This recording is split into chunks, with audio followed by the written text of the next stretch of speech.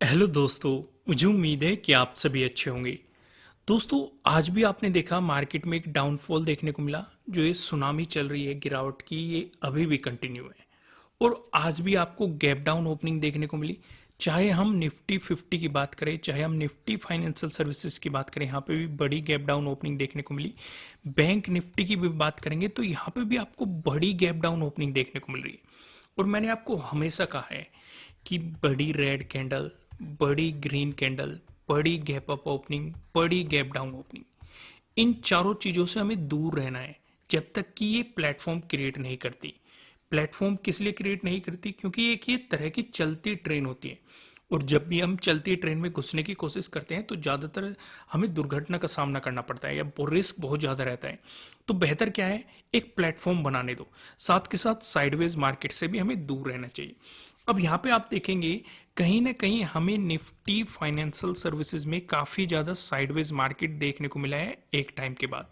वहीं पे अगर आप बैंक निफ्टी की भी बात करेंगे, बैंक निफ्टी में भी आपको कहीं ना कहीं साइडवेज मार्केट देखने को मिला, लेकिन पहले आपको अपॉर्चुनिटीज मिली है, इसका भी हम डिस्कशन करेंगे।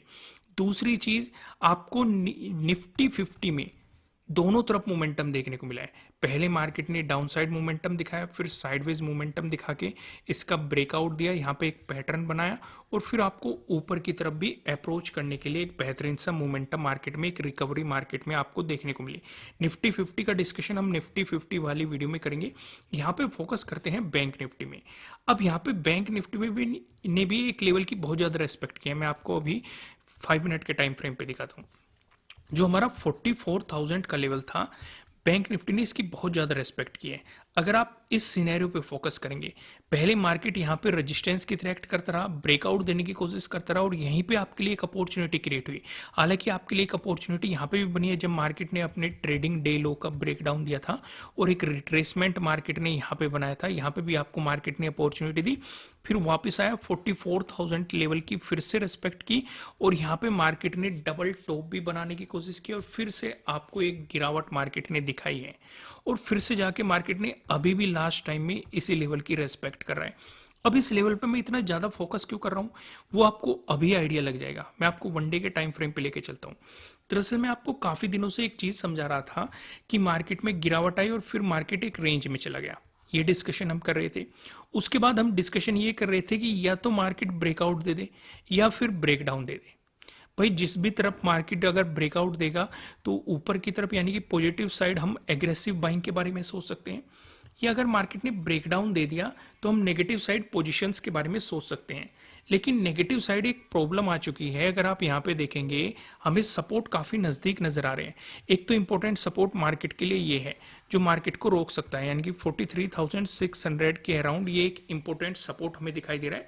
अगर मार्केट इसका ब्रेकडाउन देके प्राइस नीचे सस्टेन कर गया तो आपको मार्केट में और भी ज्यादा बड़ी गिरावट मार्केट में देखने को मिल सकती है।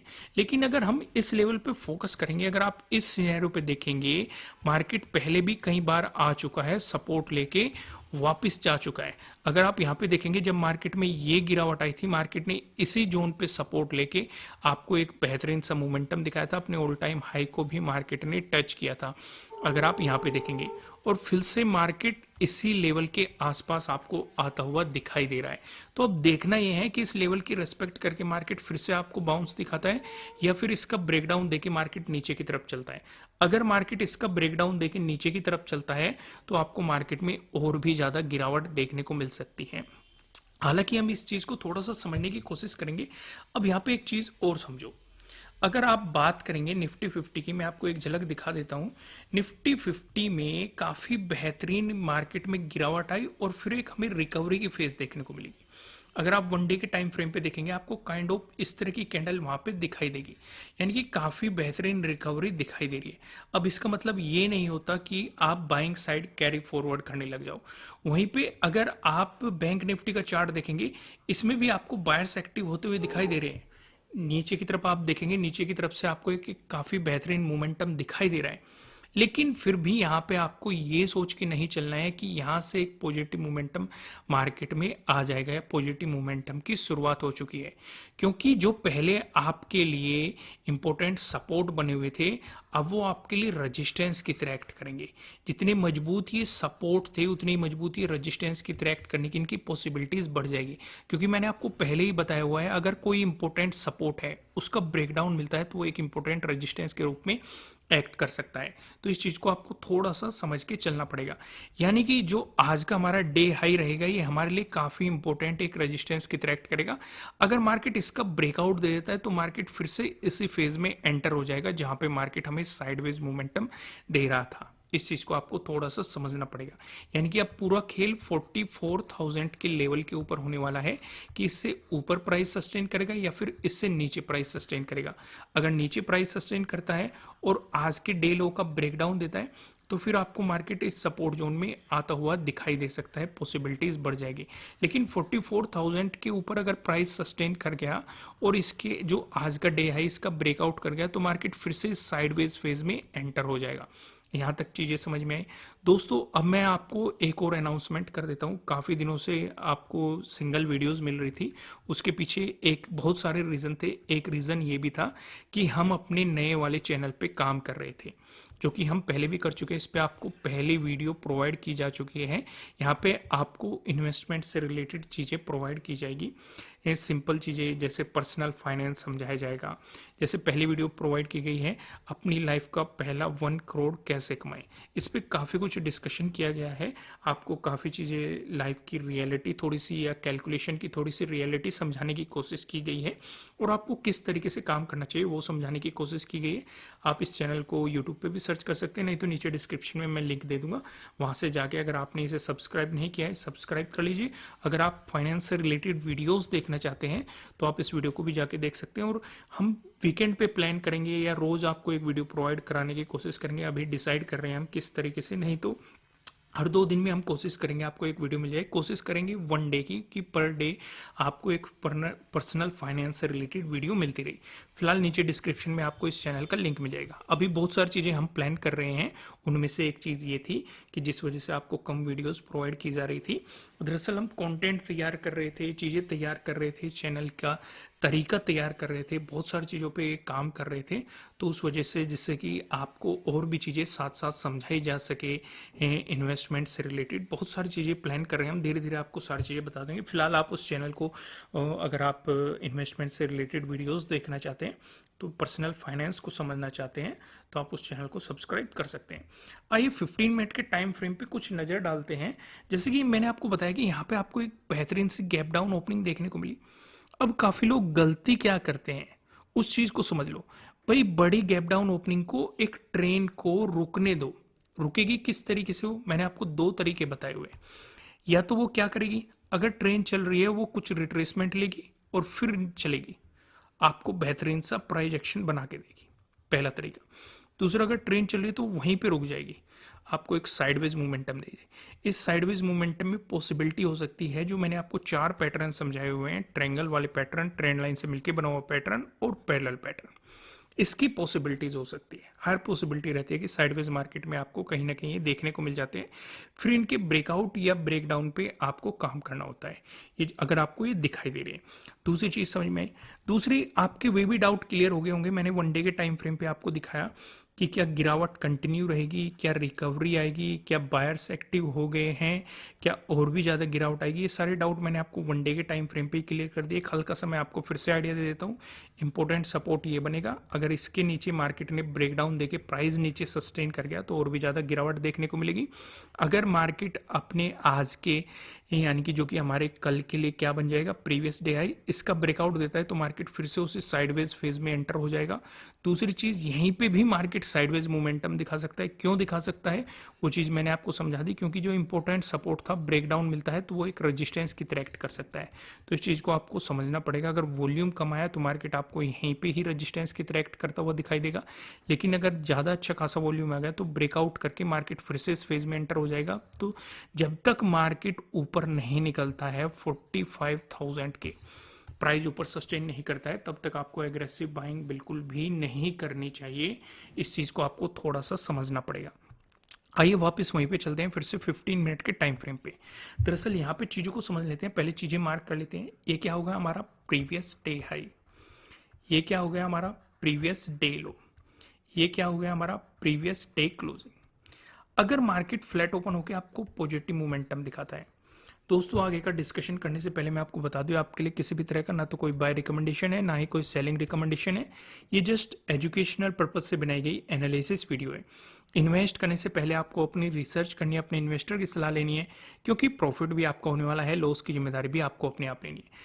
अगर मार्केट फ्लैट ओपन होकर आपको पॉजिटिव मोमेंटम दिखाता है तो आपको ये समझना पड़ेगा, पहली कंडीशन की आपको 44,000 का ब्रेकआउट मिल रहा है, उससे ऊपर प्राइस सस्टेन कर रहा है। दरअसल ये चीज मैं आपको क्यों समझा रहा हूं, क्योंकि आपको वीडियो की शुरुआत में ही समझाई गई थी, मार्केट ने यहाँ पे उसकी बहुत ज्यादा रेस्पेक्ट की थी। तो आपको ध्यान ये रखना है, अगर मार्केट उससे पहले ही टाइम स्पेंड करके ब्रेकआउट दे रहा है तो बहुत अच्छी बात है। हमारे लिए जो अगला रेजिस्टेंस बन जाएगा प्रीवियस डे हाई बन जाएगा। और अगर आपको प्रीवियस डे हाई का ब्रेकआउट मिल गया तो मार्केट इस गैप को फिल करने की कोशिश कर सकता है जो मार्केट ने आज आपको गैप डाउन ओपनिंग दी है। अगर आप नहीं जानते प्रीवियस डे हाई के ब्रेकआउट का सेटअप क्या है, मैं आपको ऑलरेडी बता चुका हूं कि फिलहाल 30% ऑफ चल रहा है, जो कि नीचे डिस्क्रिप्शन में आपको एप्लीकेशन का लिंक मिल जाएगा। आप जाके इस ऑफर का फायदा उठा सकते हैं और सभी स्ट्रेटजीज और सेटअप को सीख सकते हैं। आइए अब यहाँ पे समझने की कोशिश करते हैं। तो मैंने क्या कहा, पहली कंडीशन हमारी क्या रहेगी, 44,000 का ब्रेकआउट। और ज्यादा बेहतर क्या है, अगर मार्केट पहले ही 44,000 से नीचे टाइम स्पेंड करके ब्रेकआउट दे तो वो और ज्यादा बेहतर रहेगा, यानी कि मार्केट खुलते ही थोड़ा सा साइडवेज हो जाए और फिर ब्रेकआउट दे दे। दूसरी चीज, प्रीवियस डे क्लोजिंग प्लस ये वाला जो स्विंग बना हुआ है इसका भी हमें ब्रेकआउट चाहिए, तभी ऊपर की तरफ मार्केट में हम कुछ मोमेंटम देख सकते हैं। यहां तक समझ में आ गया। वहीं पे अगर मार्केट फ्लैट ओपन होकर आपको नेगेटिव मोमेंटम दिखा रहा है, इस चीज पे आप क्या ध्यान रखेंगे, इस चीज पे आपको ध्यान ये रखना है कि जब तक प्रीवियस डे लो का ब्रेकडाउन न मिल जाए, नेगेटिव साइड पोजीशन बनाने के बारे में गलती से भी मत सोच लेना, क्योंकि मार्केट ट्रैप कर सकता है। इस चीज को आपको समझना पड़ेगा। लेकिन अगर प्रीवियस डे क्लोजिंग से नीचे चलना शुरू होता है तो प्रीवियस डे लो तक आप एक स्कैल्पिंग जरूर मार सकते हैं, स्कैल्पिंग के बारे में सोच सकते हैं अगर कोई सेटअप बनता है तो। लेकिन अगर आप लॉन्ग पोजीशन के बारे में सोच रहे हैं तो आपको प्रीवियस डे लो का ब्रेकडाउन चाहिएगा ही चाहिएगा। अगर प्रीवियस डे लो का आपको ब्रेकडाउन मिल जाता है तो आपको ये समझना पड़ेगा कि मार्केट इस पे अभी भी रेजिस्टेंस की तरह एक्ट कर रहा है 44,000 पे, यानी कि उसी के आसपास हमारे क्लोजिंग मिली हुई है, मार्केट वहां पे रेजिस्टेंस की तरह एक्ट करके नीचे आ चुका है। तो इसका मतलब गिरावट अभी भी कंटिन्यू हो सकती है, मार्केट में जो सुनामी चल रही है वो आगे भी कंटिन्यू रह सकती है। इस चीज़ का आपको थोड़ा सा समझना पड़ेगा। नीचे की तरफ मैंने आपको बताया कौन सी इंपॉर्टेंट चीज़ रहेगी, कौन सा इंपॉर्टेंट सपोर्ट लेवल आना है, क्योंकि एग्रेसिव सेलिंग भी नहीं करनी। मैं आपको फिर से दिखाऊंगा क्योंकि काफ़ी लोग यहीं पे गलती कर देते हैं कि वन डे के टाइम फ्रेम पे हमने क्या समझा था, नीचे इंपॉर्टेंट सपोर्ट ये है। अगर मार्केट आज का यानी कि प्रीवियस डे लो का ब्रेकडाउन देता है तो हमारे लिए ये वाला जोन इंपॉर्टेंट सपोर्ट के रूप में रहने वाला है।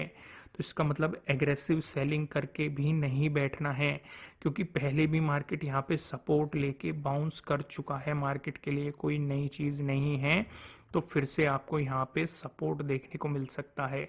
चीजें समझ में आई जो मैं समझाने की कोशिश कर रहा हूँ, वापस वहीं पे आते हैं।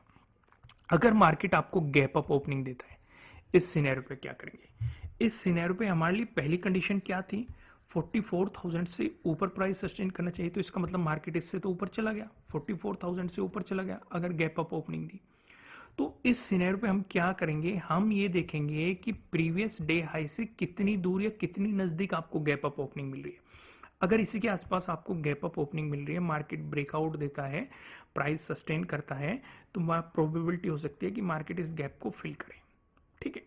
दूसरा, अगर यहीं से रिवर्सल ले लेता है तो मार्केट कहीं ना कहीं से टेस्ट करने आ रहा है, तो इसे टेस्ट करने आ रहा है तो आपको यहां से नेगेटिव साइड अपॉर्चुनिटीज मिल सकती है। प्रीवियस डे लो आपका सपोर्ट रहेगा, लेकिन एग्रेसिव सेलिंग और ज्यादा क्वांटिटी के साथ सेलिंग मत करना, क्योंकि मार्केट के लिए यहाँ पे एक राउंड लेवल भी है। दूसरा, क्या पता इसे रिटेस्ट करके मार्केट मोमेंटम दे दे, इस चीज को आपको थोड़ा सा समझना पड़ेगा। दूसरा, अगर मार्केट वापस आता है और इसका ब्रेकडाउन दे देता है तो फिर आपके लिए सपोर्ट बन जाएगा प्रीवियस डे लो। यहां तक चीजें क्लियर होगी।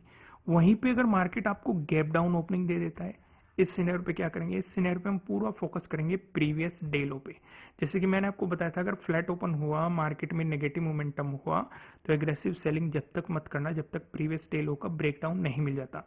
ठीक वैसे ही आपको इस अगर गैप डाउन मिलती है तो इसी के आसपास देखना है। अगर मार्केट गैप डाउन ओपन होके प्रीवियस डे लो का ब्रेकडाउन दे देता है तो आपके लिए सपोर्ट बनेगा यहाँ पे, इस पॉइंट के आसपास आपकी सपोर्ट की पॉसिबिलिटीज है। लेकिन अगर मार्केट यहाँ पे टाइम स्पेंड करके ऊपर की तरफ मोमेंटम दिखाता है तो पॉजिटिव साइड पोजीशन मत बना लेना। क्यों मत बनाना? क्योंकि मार्केट पहले भी इस जोन में साइडवेज मोमेंटम दे चुका है। ऊपर की तरफ आपके दो दो रेजिस्टेंस बैठे हुए, पहला तो हो गया 44,000 का, दूसरा क्या हो गया प्रीवियस डे क्लोजिंग का। तो मार्केट साइडवेज अगर हो गया तो शांति से बैठे रहना, या तो इन दोनों का आपको ब्रेकआउट मिले, प्राइस ऊपर सस्टेन करे, तब आप प्रीवियस डे हाई तक के मोमेंटम को अप्रोच कर सकते हैं। अगला रेजिस्टेंस ये बनेगा, इस बीच कोई भी पोजीशन मत बना लेना। यहाँ तक चीजें क्लियर हो गई दोस्तों। लास्ट में मैं आपको फिर से याद दिला दूं कि अगर आप फाइनेंस से रिलेटेड और चीज़ें समझना चाहते हैं, यहाँ पे आपको कोई एनालिसिस प्रोवाइड नहीं किए जाएंगे इस वाले चैनल पे। इस वाले चैनल पे सिर्फ फाइनेंस से रिलेटेड वीडियोस प्रोवाइड की जाएगी, आपको फाइनेंशियल नॉलेज दी जाएगी। अगर आप इससे रिलेटेड वीडियोस चाहते हैं तो आप इस चैनल को सब्सक्राइब कर सकते हैं और इस पहले वीडियो को देख सकते हैं, और आपको कैसी लगी कंटेंट, किस तरीके से इंप्रूव करना है वो भी आप कमेंट करके बता सकते हैं। फिलहाल इस वीडियो में इतना ही, फिर मिलेंगे किसी नेक्स्ट वीडियो में किसी अच्छे कंटेंट के साथ। Thank you.